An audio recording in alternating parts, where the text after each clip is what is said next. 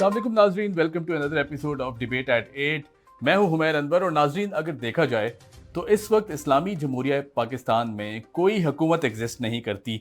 आइन को तोड़ा गया है, आइन शिकनी भी की गई है, और ये सारे क्लेम्स कर रही है हमारी अपोजिशन जमातें, मुत्तहिदा अपोजिशन जमातें, जो कि अब हुकूमत के ख़िलाफ़ सुप्रीम कोर्ट में भी पहुंच चुकी हैं। और इस वक्त सुप्रीम कोर्ट की प्रोसीडिंग्स भी जारी हैं, ये सारी चीज़ें डिस्कस भी की जा रही हैं।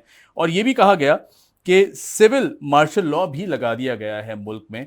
यानी पाकिस्तानी तारीख में अगर देखा जाए तो ऐसा पहली इस तरह की सिचुएशन बनती दिखाई नहीं देती है। और ये जो अब सिचुएशन बन रही है कि जिसमें वोट ऑफ नो कॉन्फिडेंस को सबोटाज किया गया, और फिर वज़ीर-ए-आज़म इमरान खान साहब ने असम्बलीज तहलील करने के बावजूद अपने आप को प्राइम मिनिस्टर के ओहदे पर फाइज रखा। इस पर बहुत सारे सवालिया निशान उठाए गए, लेकिन फिर रात गए हमने देखा कि एक डिसीजन आता है कैबिनेट डिवीजन की जानिब से कि जिसमें कहा गया कि जो प्राइम मिनिस्टर साहब हैं, he is no more prime minister of Pakistan, और उन्हें इस ओहदे से हटा दिया जाता है, डीसीट कर दिया जाता है उस नोटिफिकेशन के मुताबिक, क्योंकि ज़ाहिर असम्बलीज तहलील हो चुकी हैं। और अगर आइनी तौर पर देखा जाए तो फिर प्राइम मिनिस्टर की हैसियत पर भी सवालिया निशान लगा दिए जाते हैं। मगर यहाँ सवाल ये पैदा होता है कि खान साहब ने कहा था कि आखिरी बॉल तक खेलूंगा। अब ये कौन सी आखिरी बॉल थी? क्योंकि हम देख रहे हैं कि आखिरी बॉल अदम एतमाद की वोटिंग हो सकती थी। ऐसा लोग कह रहे हैं, क्योंकि ज़ाहिर है अदम एतमाद की तहरीक दायर कर दी गई थी, जमा करा दी गई थी, ऑन द टेबल थी, डिस्कशन था, और फिर हुकूमती नुमाइंदगान की जानिब से ये तारीख दी जा रही थी कि 3 तारीख को वोटिंग होगी। फिर हमने देखा कि वोटिंग की बजाय फवाद चौधरी साहब उठते हैं एक मुद्दा लेकर, जिसमें कहा जाता है कि जी कोई बैरूनी ताकतें हैं जिसके थ्रू ये पूरी अदम एतमाद की तहरीक फ़ाइल की गई है, और फ़ौरन ही डिप्टी स्पीकर साहब अनाउंस कर देते हैं कि हम इसे मुस्तरद करते हैं ऑन द ग्राउंड्स के इसमें बैरूनी हाथ इन्वॉल्व है।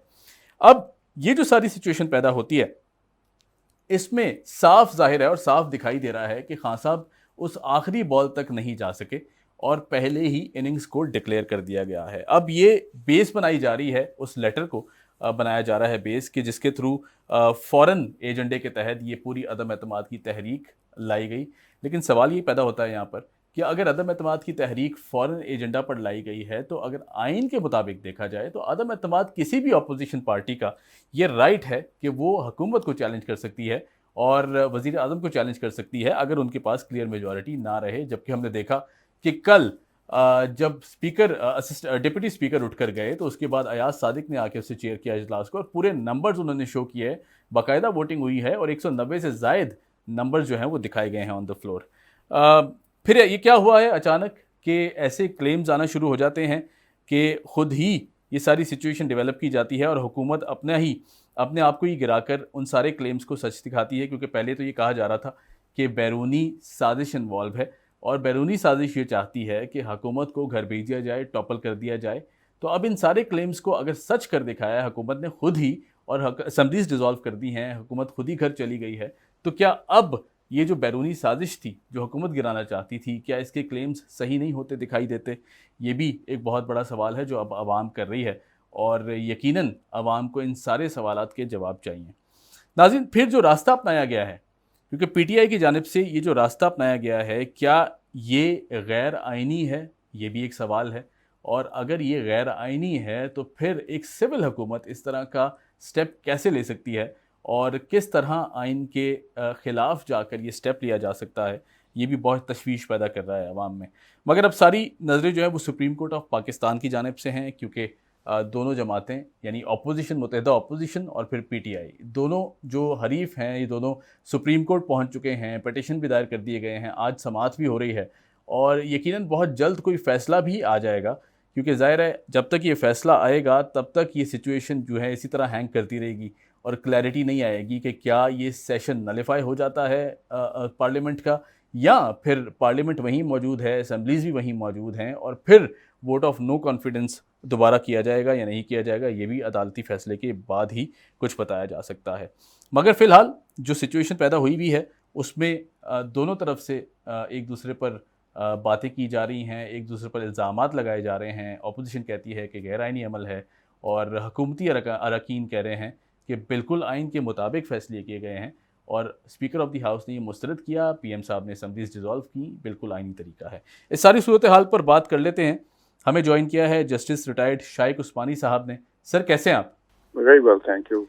अच्छा जैसे साहब ये बताइएगा कि सर आम आदमी को तो आर्टिकल्स का नहीं मालूम, आर्टिकल 5 की बात करें, आर्टिकल 6 की बात करें, 224 की बात करें, आम आदमी को तो ये सारी चीज़ें नहीं पता। हम आपसे ये जानना चाहेंगे कि जो कल हुआ है असेंबली के फ्लोर पर, क्या वो आईनी था? जो फैसले किए गए, जिस तरह उठा दिया गया फौरन फ्लोर को और जिस तरह इसे रिजेक्ट कर दिया गया पूरी अदम एतमाद की तहरीक को, क्या ये आइन के मुताबिक था या फिर आइन के खिलाफ था? मैं छोटा सा जवाब दे देता हूँ आपको जी कि आइन के खिलाफ था, बात खत्म होगी। सही सही। अच्छा अच्छा सर, हम अब अगर डेप्यूटी स्पीकर की बात करें तो उन्होंने ज़ाहिर है ये सारा जितना भी अमल था ये सारा उनके थ्रू हुआ। क्या उनके पास ये राइट्स थे? क्या वो ऐसा कर सकते थे? जी नहीं, ये आर्टिकल 95 में पूरी डिटेल दी हुई है जी कि किस तरह से नो कॉन्फिडेंस मोशन पेश होता है और जी किस तरह से उसको आगे कार्रवाई होती है। ये सब चीजें उसमें लिखी हुई है बड़ी डिटेल और बहुत सख्ती से, क्योंकि किसी प्राइम मिनिस्टर को आप निकाल रहे हैं जी तो यकीनन वो चीज, वो उसके जो अहकामात हों वो बड़े सख्त होने चाहिए। तो वो है बड़े सख्त और उसको फॉलो करना लाजमी है। और जब तक कि वो खत्म नहीं होता, एक जो मोशन जी पेश हो गई, जब तक कि वो खत्म नहीं होता तब तक वो बर्खास्त नहीं कर सकते वो असेंबली का सेशन। सही तो जब इन्होंने जब एक दफा एडमिट कर लिया था, लीव ग्रांट हो गई थी, डेट मुकर्रर हो गई थी उस बहस के लिए और वोटिंग के लिए, अब उन्होंने एक बहाना लगा करके, एक आर्टिकल 5 का बहाना लगा करके, जो कि एक ऐसा वो शक है जो कि जी एक हर एक आदमी के लिए है, मुल्क में जो सड़क पे घूम रहा होता है उसके लिए भी है ये, कि भाई आपको लॉयल होना चाहिए, वफादार होना चाहिए मुल्क का। उसको बेसिस बना करके आपने ये हरकत की है, मेरे ख्याल में ये बिल्कुल गलत है और इसकी वजह से कॉन्स्टिट्यूशनल क्राइसिस क्रिएट किया। राइट। अच्छा सर, आइन के मुताबिक क्योंकि ज़ाहिर है वोट भी जिस तरह आपने कहा वोटिंग लाजमी थी, फिर इसकी क्या वजूहत हैं? हुकूमत क्या सोच रही थी ये सारी चीज़ें? क्योंकि 3 तारीख तो अनाउंस किया हुआ था और ये बार बार इनके वज़रा भी कहते रहे कि 3 तारीख को वोटिंग होगी। शेख रशीद साहब भी बार बार ये अनाउंस करते रहे कि वोटिंग का दिन 3 तारीख पर। अचानक आके इस तरह की बात करना, फिर वो इसको इसको बहस का मौजू बनाना, फिर एक एक मुद्दा उठा के, जो मुद्दा बहुत दिनों से उठा हुआ है हमने देखा, और उसको कह के जी कि ये गैर आइनी है तो इसको मुस्तरद कर दिया जाता है। अब इसकी कानूनी हैसियत क्या होगी? अब वो तो जो जो किया तो सियासी अमल है ना। जी सियासतदान तो हर एक किस्म की हरकतें करते हैं अपने आप को पावर में रखने के लिए और अपने आप को पावर में ले जाने के लिए। जी ये तो एक नॉर्मल तरीका होता है, हर सारी दुनिया में होता है, पाकिस्तान में नहीं होता। तो वो तो उन्होंने ये हरकत की है कि दूसरी दुनिया में, सिविलाइज मुल्कों में लोग कानून फॉलो करते हैं, आइन फॉलो करते हैं। जी हमारे मुल्क में तो अगर आपको आइन फॉलो करना सूट करता है तो आप सूट करते हैं, अगर सूट नहीं करता तो आप नहीं फॉलो करते। ये हमारी नेचर है। तो जिस वजह से ये इन्होंने किया है वो गलत किया है, जिसकी वजह से आप देख रहे हैं क्या हो। सही। अच्छा जैसे साहब, खान साहब और पीटीआई हमने देखा कि काफ़ी दिनों से अवाम का भी माइंड बनाने में लगे हुए थे कि ये कोई बैरूनी साजिश है जो घर भेजना चाहती है हुकूमत को। और इस तरह के जो लेटर गेट स्कैंडल हमने देखा कि एक लेटर आता है, फिर उसके बाद उसकी तफसीलात भी बताई जाती हैं कि कहाँ से वो आया है, क्यों आया है, उसमें क्या बातें लिखी गई हैं, ये भी बताया जाता है। मगर हम देखते हैं कि उसमें ये साफ कहा गया पीटीआई की जानिब से कि गैर मुल्की ताकत जो है वो हुकूमत टॉपल करना चाहती है, हमें घर भेजना चाहती है। फिर उन्होंने खुद ही अपनी हुकूमत गिरा कर अपने आप को घर भेज दिया है। तो क्या ये गैर मुल्की साजिश को कामयाब नहीं बना दिया खान साहब ने खुद ही? खैर वो तो अपनी अलग चीज है ना, उसकी वो बहस अलग है। लेकिन जी अगर कोई साजिश वगैरह हुई है या उनको कोई इंफॉर्मेशन आई थी तो उसके तरीके मौजूद हैं जी कानून में, वो एडमिनिस्ट्रेशन के प्रोसीजर्स में, उसके खिलाफ वो कार्रवाई कर सकते थे। अगर उनके पास कोई प्रूफ है तो उसको लेके आते और उनके खिलाफ केसेस फाइल करते और फिर अदालत से कोई जी फैसला करवाते, फिर तो ठीक था। ऐसी तो कोई बात की नहीं, उन्होंने एक खत बता दिया कि ये आ गया ये खत। अब खत में तो डिप्लोमेटिक चैनल्स में तो इस किस्म के खत तो हर दूसरे दिन लिखे जाते हैं, जी ये कोई नई बात नहीं है। तो अगर इस तरह से कोई खत कोई डिप्लोमेटिक सोर्सेज से लिखे जाएं और उस पर आप इस तरह की हरकतें करना शुरू करें तो एडमिनिस्ट्रेशन तो खत्म हो जाएगा। सही। अच्छा सर, आपको नहीं लगता कि ये जो रास्ता इख्तियार किया गया है हुकूमत की जानिब से, अब अगर इसे दुरुस्त ना किया गया तो ये एक ट्रेंड सेट हो जाएगा आने वाली किसी भी गवर्नमेंट के लिए? कोई भी फॉर ग्रांटेड लेगा आइन को, इस तरह हुकूमत को टॉपल करेगा, या फिर इस तरह घर नहीं जाएगा, या फिर अदम एतमाद की तहरीक को कामयाब नहीं होने देगा। जी बिल्कुल सही कह रहे हैं आप, ऐसी होगा। और मैं, मेरी समझ में तो मेरे ख्याल में सुप्रीम कोर्ट को इस चीज का पूरा अंदाजा होगा और वो इससे ज़रूर ये इसके मुताबिक सोचेंगे कि अगर उन्होंने कोई ऐसा फैसला नहीं दिया जिससे कि इस किस्म के मामला हमेशा के लिए रुक जाएं, तो बाद में हमारे मुल्क को काफ़ी परेशानी हो सकती है। सही। अच्छा सर, शेख रशीद साहब बार बार ये कह रहे थे कि सुप्रीम कोर्ट या कोई भी अदालत स्पीकर की रूलिंग को चैलेंज नहीं कर सकती। क्या ये दुरुस्त है बात?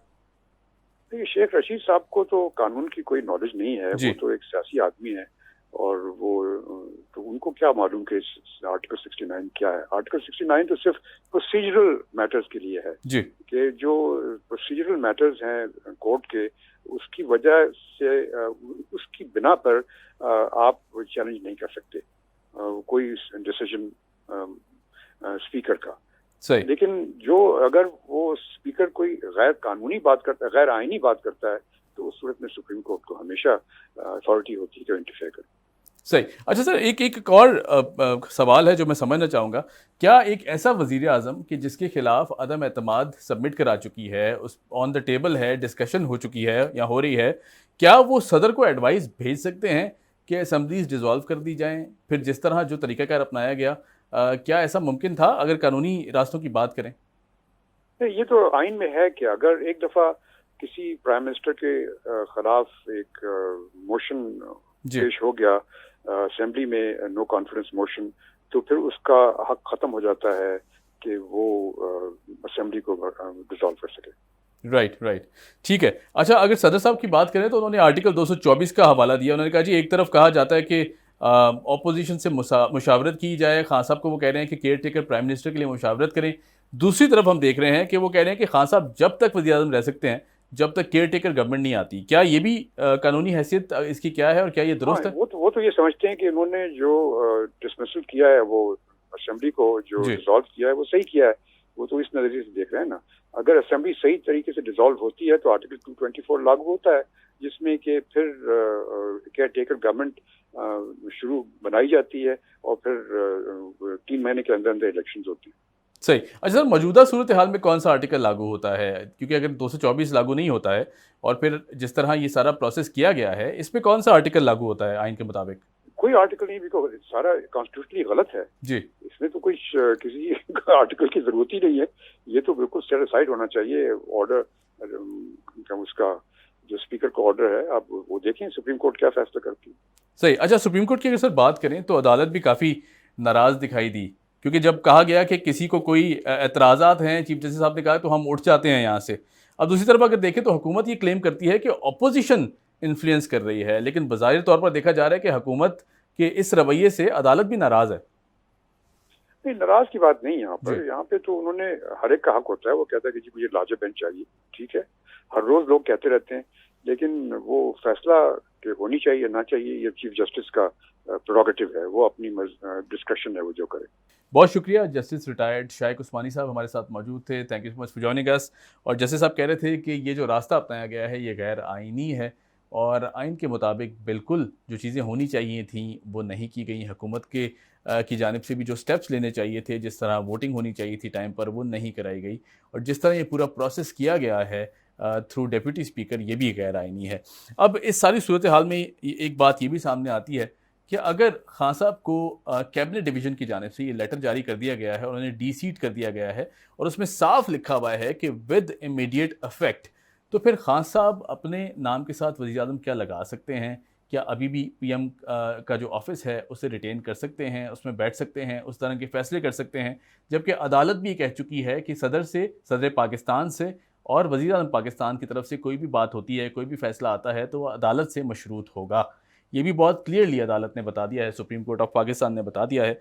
मगर अब चूँकि खान साहब पब्लिकली एड्रेस भी कर रहे हैं, उनकी कॉल्स भी ले रहे हैं, तो क्या ये ऑफिस को इसी तरह रिज्यूम कर सकते हैं? ये भी एक बहुत बड़ा सवाल है। हमें ज्वाइन किया है बैरिस्टर ज़फ़र अली शाह साहब ने। इनसे पूछ लेते हैं कि क्या कानूनी पेचीदगियाँ हैं और जो रास्ता इख्तियार किया गया है वो किस डायरेक्शन में जाता है। सर कैसे हैं आप? अल्लाह की मेहरबानी हमारे साथ। अच्छा बैरिस्टर साहब, एक सवाल करना चाहूँगा क्योंकि मुझे थोड़ा समझने की भी दुश्वारी हो रही है। अगर हम आर्टिकल्स को एक साइड पर भी रखें, आइन के आर्टिकल्स को एक साइड पे रखें, तो जो कल हुआ है क्या ये आइनी प्रोसीजर था, आइन के मुताबिक था? अगर नहीं था तो उसकी क्या वजूहात हैं? अगर है तो फिर उसकी क्या वजूहात हैं? देखें जी, ये बिल्कुल 100% आइन था। आइन के बगैर भी कभी पार्लियामेंट या असेंबली चल सकती है, और आइन को भी आपने फरमाया कि आइन को हम एक तरफ रखते हैं। आइन को एक तरफ रख दिया जाए तो फिर तो हर चीज गलत हो जाती है ना जी। तो ये जो कल जो कुछ भी हुआ है ये अकॉर्डिंग टू द कॉन्स्टिट्यूशन हुआ है। ठीक है। अब या तो मतलब वो कोई पर्टिकुलर क्वेश्चन आप पूछे ना कि कौन सी बात उसमें जो है बकौले आपके या आप जो तनकीद करने वाले हैं जी कि ये गैर आनी थी, वो बात पूछे, मैं जवाब दे देता हूँ। सर देखिए, इस पे ये भी सवाल किया जा रहा है कि क्या डिप्टी हाँ। स्पीकर के पास ये राइट्स हाँ। थे कि वो इस तरह का डिसीजन लेते, फिर उठते वक्त उनके मुंह से स्पीकर साहब का नाम भी निकला है। नहीं, वो तो चूंकि वो तो एक रूलिंग ड्राफ्टेड होती है ना, मूवमेंट ड्राफ्टेड होती है, और जी। ये तो स्पीकर नहीं डिप्टी स्पीकर कर सकता है। जी डिप्टी स्पीकर होता ही इसीलिए है कि जब स्पीकर ना हो, जब स्पीकर की ड्यूटी है प्रिजाइड करना, जी स्पीकर ना हो तो in absence of speaker deputy speaker बैठेगा, और जब डिप्टी स्पीकर बैठेगा जी तो उसके पास तमाम वो इख्तियारात हैं जो स्पीकर के पास होते हैं जब वो प्रिजाइड कर रहा होता है। ठीक है, चलें, इसको मगर मान भी लिया जाए तो फिर अयाज सादिक साहब जब सीट पर बैठे तो फिर एतराजात क्यों उठाए गए हुकूमत की जानिब से? ना याद सादिक कहाँ से एतराज की वो प्रोसीडिंग जो है वो जब डिप्टी स्पीकर अपने इख्तियारात स्पीकर वाले जो उसको रूल्स ने और कॉन्स्टिट्यूशन ने उसको दिए हुए हैं, जब उस पर वो असेंबली को प्रोरोग कर जाता जी, है जी। तो प्रोरोग करने के बाद कौन सी असेंबली बैठ सकती है? सर लेकिन ये कल सब तो तो- सर हाँ कल तो वोटिंग का टाइम था ना। हुकूमती नुमाइंदगान अगर देखें काफी दफा हाँ कह जी। चुके हैं, शेख साहब भी कह चुके हैं, शेख रशीद साहब ने भी अनाउंस किया कि 3 तारीख को वोटिंग की जाएगी, और उससे पहले डिस्कशन ठीक होगी है। On the table. वो डिस्कशन भी हुई, सारी चीजें हुई, वो सेशन मुलतवी कर दिए गए, फिर उसके बाद संडे का टाइम दिया गया, संडे को आते हैं। तो ये जो हाँ। कल मुस्तरद की गई है, ये तो पहले भी मुस्तरद की जा सकती थी जब डिस्कशन था, ऑन द टेबल था। नहीं, जब देखे ना जी, जब शुरू हुई जिसके लिए आप कहते हैं कि वो जी। दिन मुकर्रर था, एजेंडे पे भी रखा हुआ था, एजेंडे पे भी थी। अब जब वो एजेंडा आया तो अब any member of the house, जी चाहे वो ट्रेजरी बेंच से है या उससे है, और ये तो खैर था ही, वकील था, अपना था, लॉ मिनिस्टर था, उसने पॉइंट ऑफ ऑर्डर पे, जी क्योंकि जब स्पीकर ने अनाउंस किया जी कि अब आते हैं हम अपना वोट ऑफ नो कॉन्फिडेंस की तरफ से, at that time, at the spur of that moment, वो एक मेंबर उठता है और वो कहता है जी पॉइंट ऑफ ऑर्डर। जी अब वो पॉइंट ऑफ ऑर्डर सुनने का स्पीकर पाबंद है। वो पॉइंट ऑफ ऑर्डर क्या है, वो उसने पॉइंट ऑफ ऑर्डर रेज किया, एक लीगल ऑब्जेक्शन किया जी कि ये क्या आप कर रहे हैं, अदम एतमाद आपने खोल दिया है। इसकी तो सूरत हाल ये है कि ये तो चला है वाशिंगटन से, तो और इसकी क्या, हमारा आर्टिकल जो है आइन का 5, जो कि पाकिस्तान के हर शहरी को, जी हत्ता कि उस शहरी को भी जो पाकिस्तान का नहीं है, बाहर से आया लेकिन with in the territory of Pakistan है, वो पाकिस्तान के जो स्टेट है उससे लॉयल्टी का पाबंद है। जी अब ये कौन सी जी ये लॉयल्टी है कि वो उसकी डोरियां खींची जा रही है वाशिंगटन से, और वो जनाब अदम एतमाद पेश हो रहा है, तो उस पर ये अब स्पीकर की सामदीद है। उसने कहा जी बिल्कुल ये मुतसादम है उससे, ये इसको हम नहीं सुन सकते, it is not admissible. Sir लेकिन अदम एतमाद की जो तहरीक है, ये भी तो आइन इजाजत देता है कि किसी भी प्राइम मिनिस्टर के खिलाफ अदम एतमाद की तहरीक लाई जा सकती है। नहीं, मैं आ गई ना जी, कोई किसी ने मना नहीं किया, जी। किसी ने वापस नहीं की, आ गई। आने के बाद कोई ये तो नहीं कि इख्तियारात बाकी खत्म हो जाते हैं स्पीकर के खिलाफ, प्रेसिडेंट के खिलाफ, या प्राइम मिनिस्टर के खिलाफ, या किसी बंदे के खिलाफ भी, तो क्या उसको वो जिस वक्त उसमें ये, और इट वाज ए रेजोल्यूशन जी जो ये ध्यान में रखें कि करारदाद जो है, ये जिस तरह बाकी रेजोल्यूशन रोज आते हैं असेंबलियों में, जनाब महंगाई हो गई है जी, ये हो गया जी, गैस की कीमत ऊपर हो गई है, नीचे हो गई है, ये भी एक रेजोल्यूशन था। सर लेकिन जब आपको उसपे- नहीं लगता कि ट्रेंड सेट हो जाएगा? अब आने वाला कोई भी हुकूमत हो, चाहे वो पीटीआई हो, चाहे वो नून लीग हो, चाहे वो पीपल्स पार्टी हो, फे लीग हो, कोई भी हो, आने वाला कोई भी हुकूमत इसको इस्तेमाल करेगा। जब अदम एतमाद की तहरीक आएगी, कोई भी वजह बना दी जाएगी, नेशनल सिक्योरिटी का मुद्दा उठा दिया जाएगा, कहीं पे महाज खोल दिया जाएगा, फिर उसको वजह बना के इस सारी चीज़ को मैनिपुलेट कर दिया जाएगा नलिफाई कर दिया जाएगा, तो इस तरह तो अदम एतमाद की तो तारीख बिल्कुल फेलियर हो जाएगी।